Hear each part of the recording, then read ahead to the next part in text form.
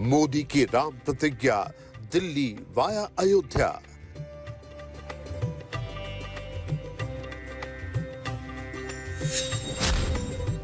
दस करोड़ लोगों से संवाद, 2.5 करोड़ के लिए दर्शन प्लान।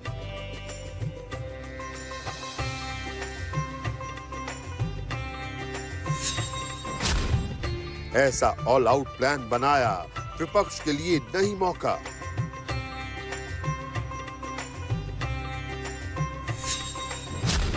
पांच लाख मंदिरों में उत्सव, 1 लाख गांव में प्रसारण।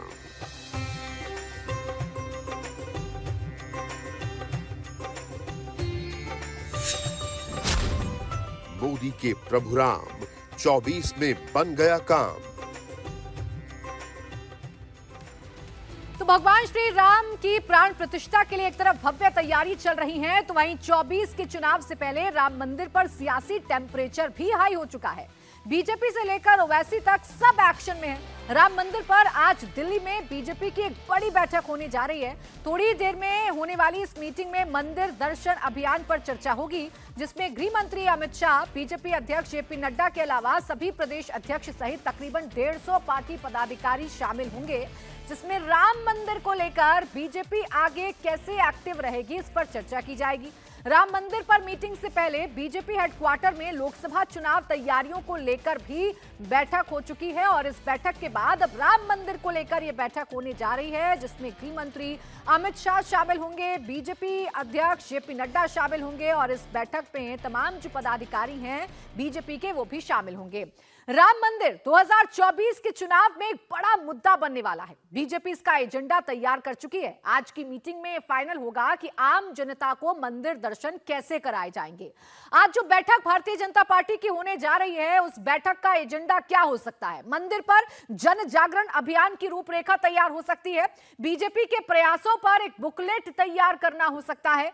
प्राण प्रतिष्ठा से जुड़े प्रोग्राम पर मंथन हो सकता है। लोकसभा चुनाव से जुड़ी तैयारियों पर भी चर्चा संभव है। तो एक बड़ी बैठक अब से कुछ देर बाद दिल्ली में होने जा रही है। ये बीजेपी की बैठक है और इस बैठक से ये तय हो जाएगा कि राम मंदिर को कैसे जन जन तक पहुंचाना है, राम मंदिर पर कैसे आगे बीजेपी को एक्शन में रहना है। इन तमाम बातों पर चर्चा की जाएगी। अब इस बैठक में कौन कौन शामिल होगा? जेपी नड्डा बीजेपी के राष्ट्रीय अध्यक्ष हैं, गृह मंत्री अमित शाह इस बैठक में शामिल होंगे। सभी प्रदेश अध्यक्षों को भी इस बैठक में शामिल होने के लिए कहा गया है और हर प्रदेश से 2 पदाधिकारी इस बैठक में शामिल होने जा रहे हैं। अब आप अंदाजा लगा सकते हैं कि राम मंदिर को लेकर बीजेपी क्या रूपरेखा तैयार करने जा रही है। इस पर सियासी वार पलटवार भी किए जा रहे हैं, बीजेपी पर श्रेय लेने का आरोप लगाया जा रहा है, लेकिन इन सब के बीच बीजेपी तैयार है और तैयारियां कर रही है बैठकों के जरिए। हमारे सहयोगी देवेंद्र पाराशर जुड़ गए ज्यादा जानकारी के साथ। देवेंद्र, ये जो बैठक होने जा रही है, क्या खास बातें रहेंगी इस बैठक में? पूरी कोशिश ये है पार्टी की कि मंदिर दर्शन अभियान को एक तो बहुत सुचारू तरीके से चलाया जाए, क्योंकि ये इतना आसान काम नहीं होगा। लोग दर्शन करने के लिए तो आएंगे, लेकिन उन्हें जिस प्रकार के लॉजिस्टिक, उनके ठहराने के, इन सारी चीज़ों को लेकर जो व्यवस्था की जानी चाहिए ताकि उन्हें एक अच्छा एक्सपीरियंस हो, उसके लिए पार्टी संगठन को लगाया जाएगा। दूसरी चीज़ जो ज़्यादा महत्वपूर्ण है पॉलिटिकली, वो ये कि सबको ये बताना होगा कि मंदिर के निर्माण के लिए बीजेपी ने एक पॉलिटिकल पार्टी के तौर पर कैसे संघर्ष किया, क्या क्या किया। दूसरी तरफ अपोजिशन के जो दल हैं उन लोगों ने कैसे इसमें अड़ंगा डालने की कोशिश की, तो वहाँ पर एक नैरेटिव भी गढ़ने की कोशिश की जाएगी कि ये बीजेपी है जिसने इस पूरे अभियान को यहाँ तक लेकर आया और ऐसे में समझा जा सकता है कि 2024 के लोकसभा चुनाव के लिए लिहाज से उसका कितना महत्व है। दूसरी तरफ विश्व हिंदू परिषद जिस कार्यक्रम को कर रहा है, क्योंकि अगुवा वही है, मुखिया वही है, फेस वही है, लेकिन विश्व हिंदू परिषद संगठन अपने आप में इतना बड़ा नहीं है कि इतने बड़े कार्यक्रम को इस स्केल पे कर सके। और वहाँ पर बीजेपी के इन लोगों को ये कहा जाएगा, जो कि हर प्रदेश से आए हैं, 2 से 5 लोग हैं, जैसे उत्तर प्रदेश से तकरीबन 5 लोग होंगे, जो छोटे प्रदेश है वहाँ से 2 लोग हैं, उनको ये बताया जाएगा कि पूरे प्रदेश इकाई को जिला स्तर तक या ब्लॉक स्तर तक कैसे आपको विश्व हिंदू परिषद के इस अभियान में सहयोग देने के लिए आगे करना है, ताकि जो कमांडिंग पोजीशन रहे वो फेस के तौर पर भले ही विश्व हिंदू परिषद दिखे, लेकिन बीजेपी का एक एक कार्यकर्ता इस अभियान में लगे और लोगों के बीच वो जन जागरण फैलाए। तो मंदिर दर्शन के मार्फत समझा जा सकता है कि बीजेपी कितना बड़ा मैसेज देने की तैयारी कर रही है। बिल्कुल, और ये मैसेज 2024 के लिए है। संदेश बड़ा क्लियर है। बीजेपी बताना चाहती है कि राम मंदिर निर्माण को लेकर उसने कितने संघर्ष किए हैं। शुक्रिया आपका देवेंद्र, तमाम जानकारी के लिए। बीजेपी राम मंदिर की प्राण प्रतिष्ठा पर देश भर में कार्यक्रम का आयोजन करा रही है और इसी सिलसिले में बीजेपी बिहार से आज लव कुश यात्रा शुरू करने जा रही है। इस यात्रा को बिहार बीजेपी अध्यक्ष सम्राट चौधरी हरी झंडी दिखाएंगे। 20 दिन तक चलने वाली ये यात्रा बिहार के सभी जिलों से होते हुए गुजरेगी और अयोध्या में समाप्त होगी। ये यात्रा बिहार में उन जगहों से गुजरेगी जो किसी न किसी रूप में भगवान श्री राम और माता जानकी से जुड़े रहेंगे। इस यात्रा के जरिए बीजेपी नीतीश के लव कुश वोट बैंक में सेंधमारी की कोशिश कर रही है। इसीलिए इस यात्रा में बीजेपी के कोयरी और कुर्मी समुदाय के नेता मौजूद रहेंगे। ये यात्रा खास क्यों है, आपको बताते हैं। आज से 20 दिन की यात्रा की शुरुआत होने जा रही है। अयोध्या में इस यात्रा का समापन होगा। यात्रा के जरिए जेडीयू के वोट बैंक में सेंधमारी करने की कोशिश की जा रही है। बिहार के सभी जिलों से होकर ये यात्रा गुजरेगी। खासकर जो जगह भगवान श्री राम और माता जानकी से जुड़ी हुई हैं, उन जगहों को फोकस किया जा रहा है। लव कुश श्री राम और माता सीता के बेटों का नाम है। यात्रा में कोयरी और कुर्मी नेता मौजूद रहेंगे, यानी जेडीयू का जो एक कोर वोट बैंक है, कोयरी और कुर्मी समाज, उसमें सेंधमारी करने की कोशिश की जा रही है। इस यात्रा के जरिए उस वोट बैंक को साधने की कोशिश की जा रही है। इस यात्रा का क्या स्वरूप होने जा रहा है, इस पर डिटेल रिपोर्ट दिखाते मेरे सहयोगी नीतीश चंद्रा की। 22 जनवरी को अयोध्या में भव्य राम मंदिर में प्राण प्रतिष्ठा समारोह को लेकर बिहार में भी बड़े स्तर पर तैयारियां की जा रही हैं। पटना से लव कुश रथ यात्रा आज निकाली जा रही है, जो बिहार के सभी 38 जिलों से होते हुए अयोध्या पहुंचेगी और थोड़ी देर में बीजेपी के प्रदेश अध्यक्ष सम्राट चौधरी इस रथ यात्रा को हरी झंडी दिखाकर रवाना करेंगे। यहाँ बीजेपी दफ्तर के ठीक सामने बड़े स्तर पर तैयारियां की गई हैं। आप देखें, लव कुश रथ यात्रा का पोस्टर लगाया गया है और मर्यादा पुरुषोत्तम भगवान राम के पुत्र लव कुश की तस्वीर के साथ साथ इस यात्रा के बारे में जानकारी दी गई है और लव कुश समाज से आने वाले जो नेता हैं उनकी तस्वीरें भी लगी हैं। बीजेपी इस यात्रा को समर्थन दे रही है। लव कुश समाज की तरफ से ये यात्रा आयोजित है और पहले दिन ये यात्रा आज हाजीपुर होते हुए छपरा पहुंचेगी और वहां रात्रि विश्राम के बाद बिहार के 38 ज़िलों में जाएगी। 20 जनवरी को ये रथ यात्रा बक्सर में विश्वामित्र आश्रम पहुंचेगी और फिर वहां से सुल्तानगंज गाजीपुर होते हुए 22 जनवरी को अयोध्या पहुंचेगी और वहीं पर इस रथ यात्रा का समापन होगा। तो एक बड़ा कार्यक्रम बिहार में लव कुश रथ यात्रा के जरिए और बीजेपी इस रथ यात्रा के जरिए एक राजनीतिक संदेश भी देना चाह रही है। बिहार में लव कुश समाज के अंतर्गत कोयरी और कुर्मी जातियां आती हैं, जिस पर नीतीश कुमार अपनी पकड़ का दावा लंबे समय से करते रहे हैं, लेकिन जब से नीतीश कुमार ने बीजेपी का साथ छोड़ा है, बीजेपी की कोशिश है इस लव कुश वोट बैंक में सेंधमारी की जाए और इसी कोशिश के तहत सम्राट चौधरी बीजेपी के प्रदेश अध्यक्ष बनाए गए और अब इस लव कुश रथ यात्रा के जरिए इस वोट बैंक को साधने की कोशिश की जा रही है। लोकसभा का चुनाव करीब है, फिर 1 साल के बाद ही विधानसभा भी चुनाव है। ऐसे में लव कुश वोट बैंक यदि बीजेपी के साथ आ जाता है, उसमें सेंधमारी में कामयाबी मिल जाती है, तो बीजेपी के लिए एक बड़ी जीत होगी। हालांकि ये देखना होगा कि इन तमाम कवायदों का कितना असर होता है। तो ये तमाम कोशिशें बिहार में की जा रही हैं, खासकर उस वोट बैंक को साधने के लिए जिस पर अपना कब्जा नीतीश कुमार जमाते हैं। बीजेपी लव कुश यात्रा से बिहार की जनता को एक मैसेज देना चाहती है। रथ यात्रा का पूरा रूट क्या है, इसको लेकर हमारे संवाददाता नीतीश चंद्रा ने बात की बिहार के बीजेपी अध्यक्ष सम्राट चौधरी से। पटना से आज लव कुश रथ यात्रा निकाली जा रही है। हमारे साथ हैं प्रदेश अध्यक्ष सम्राट चौधरी। क्या मकसद है रथ यात्रा के जरिए, क्या संदेश देने की कोशिश है? नहीं, लव कुश समाज के चेतना मंच के द्वारा इस कार्यक्रम का आयोजन किया गया है। हम लोग उसमें पूरा भागीदार हैं और क्योंकि पूरा बिहार, पूरा देश 450 वर्षों के बाद इस देश के यशस्वी भगवान राम के भव्य राम मंदिर में स्थापित होने जा रहे हैं, तो इसके लिए पूरा समाज जो है वहाँ जाना चाहता है। तो उसमें से एक लव कुश समाज भी वहाँ पूरी तरह जाना चाहता है। तो क्या रोड मैप क्या तैयार किया गया है? ये रथ यात्रा कैसे पहुँचेगी, कहाँ जाएगी? वाले लोग बताएंगे। हमारा पूरा स्पष्ट है कि पूरे बिहार से लोग भगवान राम के जो भव्य राम मंदिर बने हैं उसमें सभी लोग, हम भाजपा के सदस्य जरूर हैं लेकिन भगवान राम में पूरी आस्था रखते हैं और हम लोग सभी लोग मिलकर दर्शन करने का काम करेंगे। प्राण प्रतिष्ठा समारोह के बाद बिहार से बड़े स्तर पर यहाँ से लोग भी जाएंगे, हर विधानसभा क्षेत्र से इसको लेकर तैयारियां की जा रही है। नहीं, पार्टी स्तर पर हम लोग विचार कर रहे हैं, जिन लोगों ने कार सेवा किया है और जिन लोगों ने लगातार इसके लिए लड़ाई लड़ने का काम किया है, वैसे सदस्यों के लोगों का आग्रह है कि हम लोग को जाना चाहिए, तो सभी लोग इसका प्रयास शुरू कर रहे हैं कि सब लोग जाएं।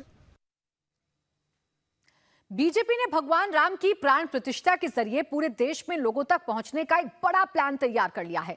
बीजेपी की प्लानिंग 2.5 करोड़ लोगों को अयोध्या दर्शन कराने की है।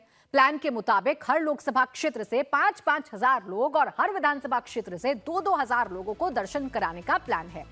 हर लोकसभा सीट से 5-5 हजार लोगों को अयोध्या लाया जाएगा, भगवान श्री राम के दर्शन कराए जाएंगे। हर विधानसभा क्षेत्र से 2-2 हजार लोगों को लाया जाएगा और उन्हें भगवान श्री राम के दर्शन कराए जाएंगे। जहां बीजेपी नहीं जीती वहां से 2000 लोग लाए जाएंगे और जहां बीजेपी नहीं जीत पाई है वहां से उन सीटों को खासकर टारगेट किया जा रहा है और वहां से 2000 लोग लाए जाएंगे।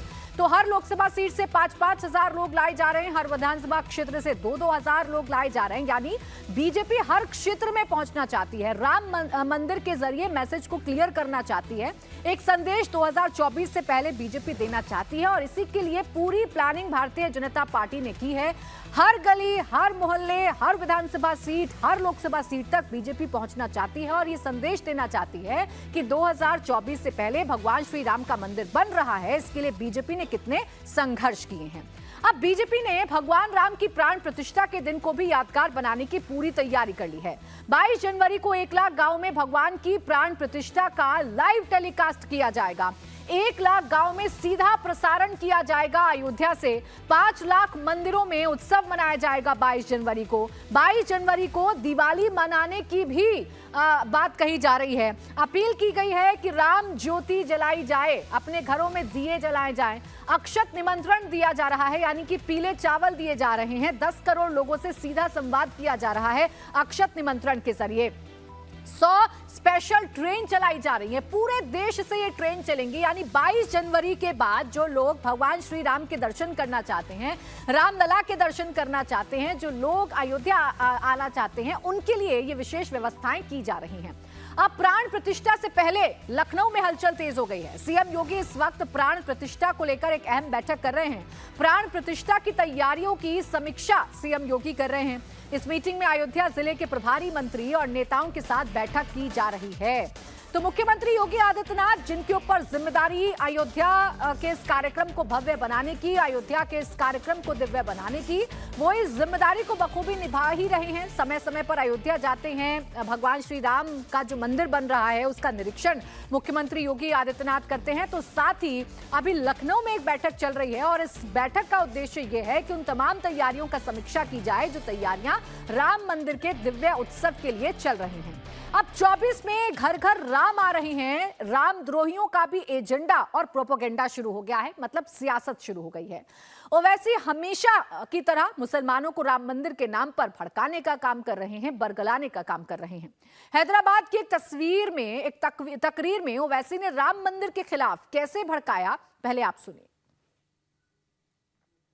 मेरे अजीज दोस्तों और बुजुर्गों और नौजवानों, मस्जिदों को आबाद रखो। नौजवानों, तुमसे मैं कह रहा हूं, हमारी मस्जिद हमने खो दी और वहां पर क्या किया जा रहा है आप देख रहे हैं। नौजवानों, क्या तुम्हारे दिलों में, हमारे दिलों में तकलीफ नहीं होती कि जिस जगह पर हमने 500 साल हय्या अल सलाह और हय्या अल फलाह की सदाएं दी, जहां पर हमने बैठकर कुरान करीम का जिक्र किया, जहां पर हमने बैठकर सलात और सलाम के नजराने पेश किए, आज वो जगह हमारे हाथ में नहीं है। नौजवानों, क्या तुमको नहीं दिख रहा कि अभी ऐसे 3-4 मसाजिद हैं जिसमें दिल्ली की सुनेरी वाली मस्जिद भी है। मेरे अजीज दोस्तों, याद रखो नौजवानों, ये जो ताकतें हैं ना, तुम्हारे दिल से जब इत्तेहाद को निकालना चाहते हैं, क्यों निकालना चाहते हैं?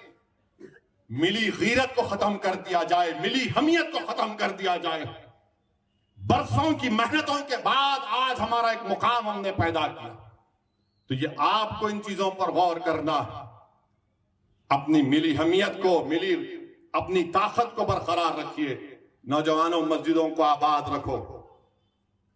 कहीं ऐसा ना हो कि मस्जिदें हमसे छीन ली जाए। तो असदुद्दीन ओवैसी अपने तय पैटर्न पर भड़काऊ बयान दे रहे हैं, मुसलमानों को भड़काने की कोशिश कर रहे हैं और इस पर अब बीजेपी हमलावर हो गई है। मनोज तिवारी ने कहा कि ओवैसी मुस्लिम युवाओं को रेडिकलाइज कर रहे हैं। ओवैसी का बयान सुप्रीम कोर्ट के आदेश की अवहेलना है। सबसे बड़ी अदालत को इस पर संज्ञान लेना चाहिए। भाजपा सांसद मनोज तिवारी हमारे साथ हैं। मनोज जी, ओवैसी साहब के बयान को किस तरह से देखते हैं, जो प्राण प्रतिष्ठा होने जा रही है भगवान राम की अयोध्या? देखिए, ओवैसी का बयान पूरी तरह से भारत की न्यायपालिका के विरुद्ध है और उनके बयान में स्पष्ट रूप से देश के मुस्लिम यूथ को भड़काने की कोशिश है और मुझे लगता है कि इसका संज्ञान लिया जाना चाहिए।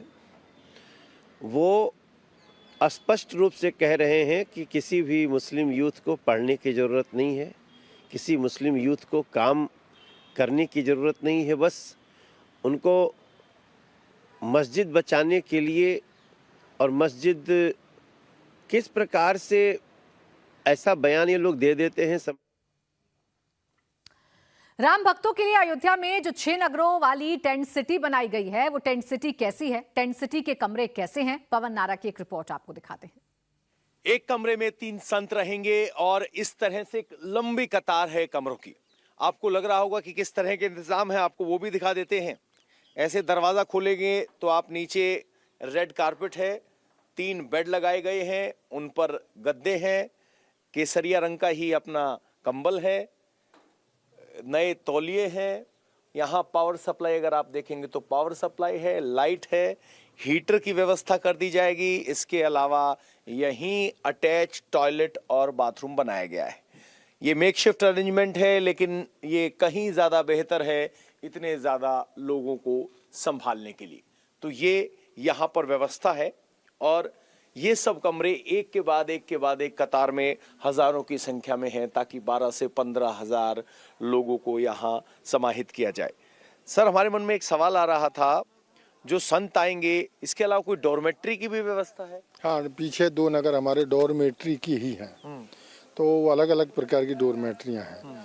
उनमें किसी डॉर्मेट्री में 18 लोग रह सकते हैं, 36 रह सकते हैं, 10 लोग भी रह सकते हैं। इस प्रकार की हमने डॉर्मेट्रियाँ बनाई। ऐसे सामूहिक जो आते हैं लोग, ग्रुप में आते हैं, ऐसी भी बनाई है। उनकी भी अलग अलग व्यवस्थाएं इस प्रकार की हैं। तो अभी दिन है लेकिन लाइटिंग व्यवस्था चेक हो रही है, तो लाइट जल रही है, सोलर लाइट्स भी लगाई गई हैं। इस तरह से लाइट की व्यवस्था है, साउंड अनाउंसमेंट की व्यवस्था है।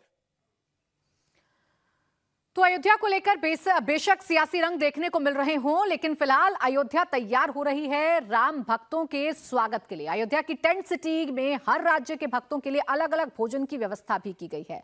किचन कितना विशाल है, एक रिपोर्ट आपको दिखाते हैं। ये मेरे दाएं ओर पहला नगर है और ये जो टेंट आप देख पा रहे हैं, जिसके लाल स्तंभ है, केसरिया स्तंभ है और पीछे तक जा रहा है, ये सिर्फ भोजनालय है। तो सोचिए किस स्केल की बात हो रही है। 12 से 15 हज़ार लोगों को रखना। गजेंद्र जी, एक बार आइए, जरा ये स्टोर रूम दिखाइए। ये स्टोर रूम अपने आप में खास इसलिए है कि इस स्टोर रूम में 6 भोजनालयों का पूरा इक्विपमेंट रखा गया है। अगर आप देखेंगे तो एक नजर में आपको कढ़ाइयां ही नजर आएंगी, एक तरफ आपको पतीले ही नजर आएंगे, बाल्टियां, ये पटरियां ही पटरियां और हमाम दस्ते। इनको देखकर आपको लगेगा कि कितना बड़ा आयोजन है। यहां देखिए, ये चूल्हे जो हैं ये रोटी पकाने के लिए हैं और ये वाले सारे चूल्हे साउथ इंडियन डोसा बनाने के लिए हैं। तो अब हमारे मन में सवाल आया कि देश भर से संत आएंगे, अलग अलग शैलियां हैं, अलग अलग भोजन की व्यवस्थाएं हैं, तो क्या यहाँ पे कौन कौन सा भोजन मिलेगा?